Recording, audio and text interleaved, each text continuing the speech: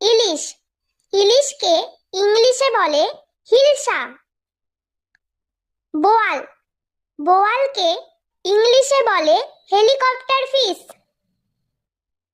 রুই, রুইকে ইংলিশে বলে রোহু।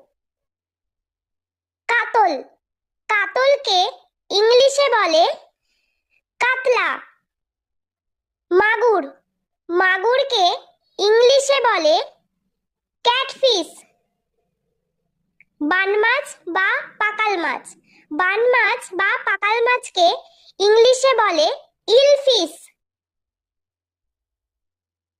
পাবদা মাছ, পাবদা মাছকে ইংলিশে বলে পাবদা ফিশ। কই মাছ, কই মাছকে ইংলিশে বলে অ্যানাভাস ফিশ।